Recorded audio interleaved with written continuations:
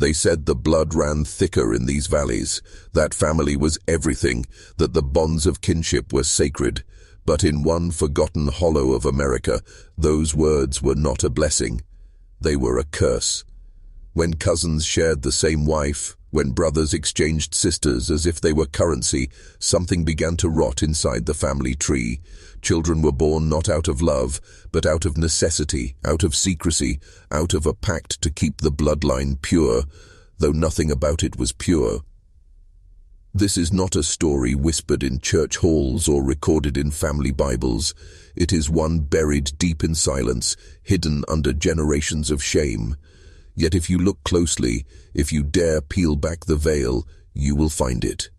You will see the truth carved into hollow cheeks, into eyes that never aligned, into the warped faces of descendants who never asked to carry their ancestors' sins. The family we are about to unearth is among the most inbred still alive today.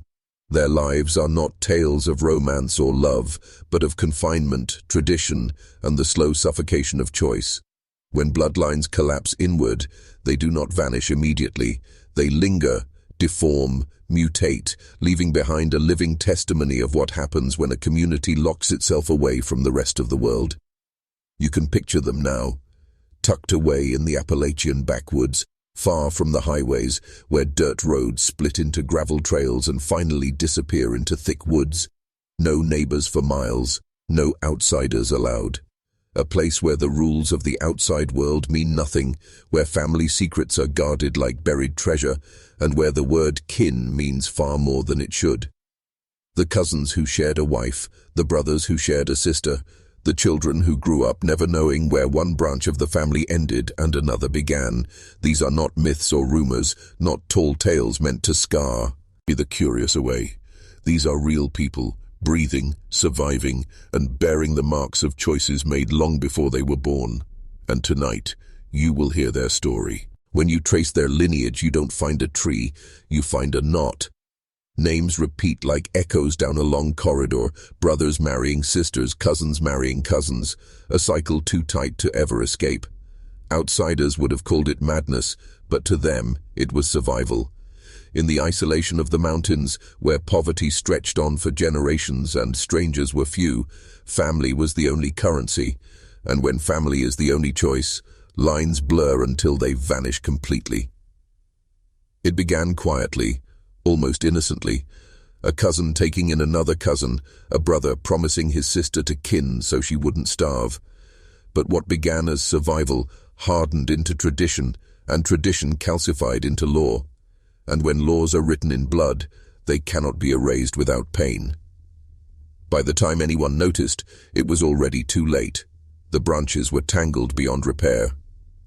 The wife who belonged not to one man, but to two. Her life shared between cousins. Her body caught in a pact neither love nor freedom could undo.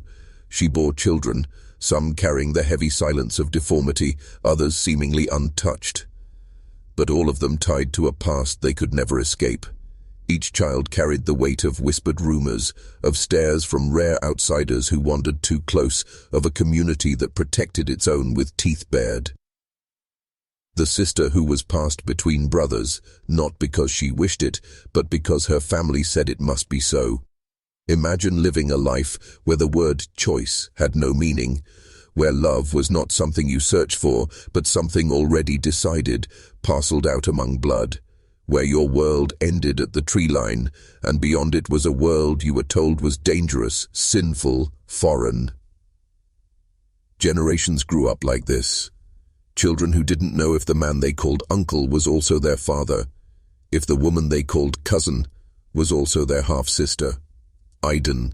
Tighties blurred until family became a circle with no edges, no beginnings, and no end, and all the while their faces carried the truth outsiders were too afraid to say out loud. This is how a bloodline folds in on itself, not in one moment, not in one scandal, but slowly, over decades, until a family becomes a mirror that reflects only itself. And when no new blood comes in, the shadows grow darker, the whispers heavier, and the secrets almost too heavy to hold. The children born into this family carried more than just their parents' names. They carried the burden of biology, the twisted inheritance of generations that had collapsed inward. Some were marked from the beginning, crossed eyes that never quite focused, foreheads that jutted unnaturally forward, jaws that could not close, limbs bent at wrong angles. Others seemed untouched at birth, but carried hidden weaknesses, lungs that failed too soon, hearts that strained under the weight of their own bodies, minds clouded in ways no prayer or schooling could clear. Doctors rarely came here. Outsiders were not welcome, and the family did not trust them. Illnesses lingered untreated, deformities were hidden away, and explanations were given in hushed voices. God made them this way. But beneath those words lay a silence too heavy to speak. They knew why. They had always known. The cruelty of inbreeding is not just in the body, it is in the mind. Imagine a child growing up knowing the world sees them as different, as broken. Imagine never leaving the valley because the outside world points and whispers, because the very shape of your face betrays you. Some withdrew into silence, unable to speak more than a few words. Others lashed out in sudden violence, confusion boiling over into anger. The family learned to live with it. They said, "That's just how he is," or "She was born slow." But those were just phrases to cover what they already understood. The sins of the fathers had not disappeared. They had taken root. And yet, there were survivors. Some children grew strong, carried themselves with the stubborn resilience of the mountains, but even they could not escape the shadow. Every smile, every glance in the mirror, every family gathering reminded them of the truth they carried in their blood. To marry outside was forbidden, to leave was betrayal, and so the circle remained unbroken. A child born here had no say in their fate. They inherited a name, a bloodline, and a destiny they could not choose, and for some, the weight of that inheritance was heavier than life itself. In the quiet valleys of Appalachia, you could still hear their cries. Some carried on the wind, others buried beneath the soil. This was not just a family, it was a cage built of blood. If you walked into their world, you would feel it before you saw it. The silence, not the peaceful kind, but the heavy, watchful silence of people who know they should not be seen. Strangers were rare, and when they came, the family closed in. Children pulled back into cabins, eyes peered from behind curtains. Men stood still in the yard with crossed arms, daring anyone to ask questions. Outsiders never stayed long. Most left with a chill that clung to their bones, as if they had wandered into a place the modern world had forgotten, or perhaps chosen to forget. This was a family both proud and ashamed. Proud enough to defend their way of life, ashamed enough to never speak of it outside their hollow. Their existence was a secret kept alive through silence, through rituals of survival. Food came from hunting, from scraps of land that bore enough to feed them, but never enough to free them. Schools, if they existed at all, were small, with children repeating the same last names over and over, generations stacked on top of each other. And within those cabins, bonds were made and remade in ways outsiders could not fathom. A cousin did not just share blood. He shared a household, a wife, sometimes even a bed. Brothers and sisters grew up together not as companions, but as future spouses chosen before they understood what the word meant. The community told them it was natural, that outsiders were dangerous, that the family was all they needed. But isolation has a way of turning love into obligation.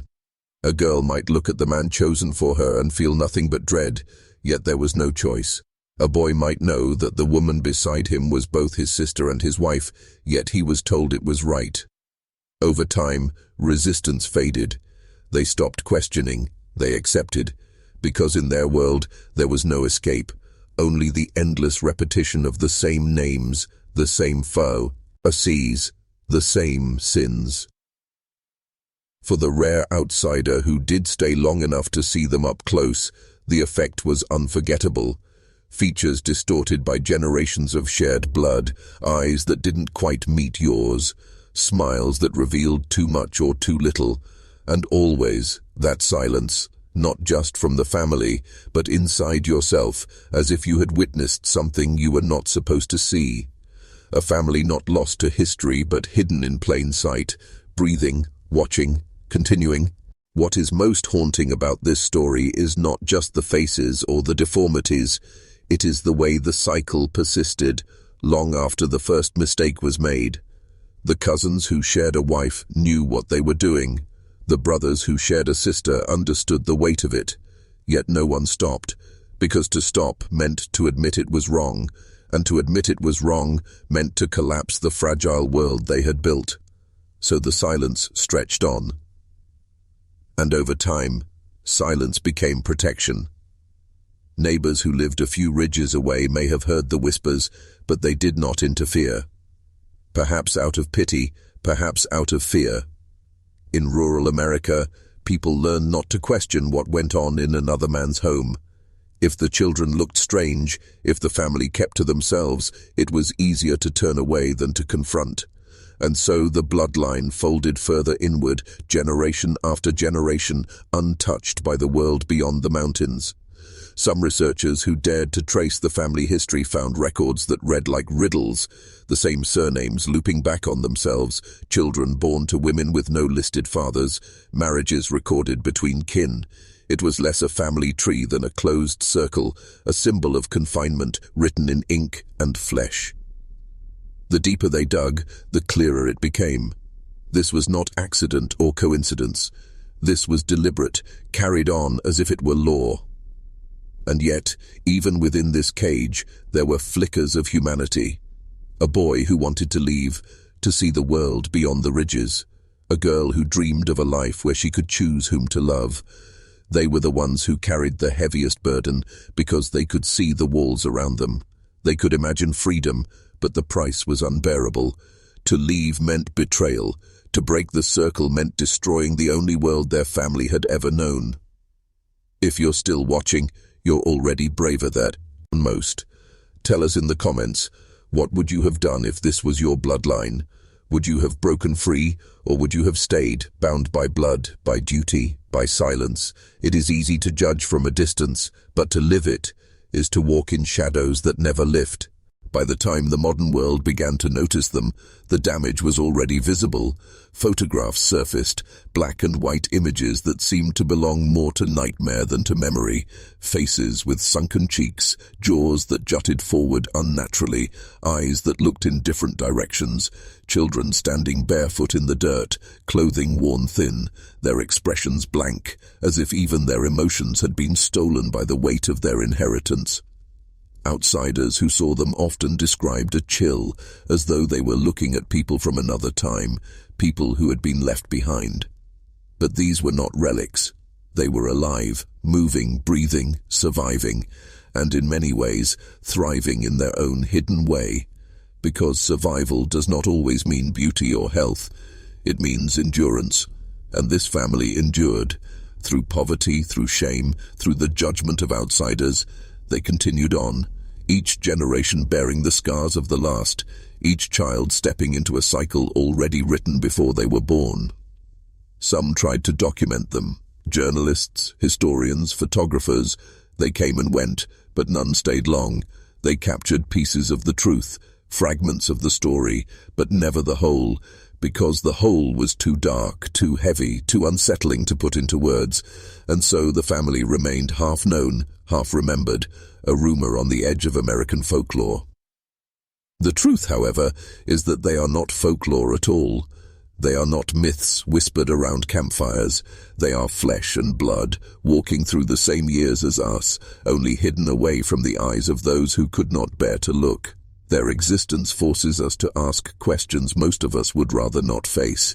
How much of who we are is shaped by blood? How much of our fate is decided before we take our first breath? And what does it mean when love, choice, and freedom are stripped away, leaving only a duty to family, no matter the cost? The cousins who shared a wife, the brothers who shared a sister, they were not just men of their time. They were architects of a cage that still holds their descendants today, a cage made of tradition, silence, and blood so thick it could no longer breathe. And so we arrive at the darkest truth of all. This family is not gone. They walk among us still, tucked deep within the ridges and hollows of Appalachia, carrying faces that tell stories without words. Their lives stretch like shadows into the present, reminders of choices made generations ago that cannot be undone. They are a living monument to what happens when a bloodline is folded against itself again and again until it becomes something else entirely. There is tragedy in their survival, but also something hauntingly powerful. Against all odds, they endure. Outsiders call them grotesque, strange, even monstrous, but monsters are born of myth. These people are real, and reality is far more terrifying than any story we could invent. Their faces do not lie. They carry the history of every cousin who took a cousin, every brother who took a sister, every child born from a pact that should never have been made. And yet, in their silence, there is also defiance. They have outlived judgment. They have outlasted the curious who came with cameras and notebooks. They remain unchanged in their isolation, untouched by the world that once sought to expose them. Perhaps, in their own way, they have won. Because while we speak of them in hushed tones, while we struggle to confront the weight of their truth, they continue to live, to breathe, to pass down the only world they have ever known. But if you look closer, you will feel it, that chill of recognition. Because their story is not just about one family, it is about us, about the secrets we bury, the lies we tell ourselves, the cages we build and lock from the inside. This family is the mirror we do not want to look into, because it shows us what happens when silence rules, when tradition becomes prison, when blood becomes destiny. In the end, this is not just the story of the most inbred line alive. It is the story, of human fragility, of the darkness that grows when light is shut out. And perhaps the most haunting part of all is that somewhere out there, hidden in the woods, another family just like this may be waiting, keeping their silence, holding on to their secrets. And if you ever wander too far into those hills, you might find them watching,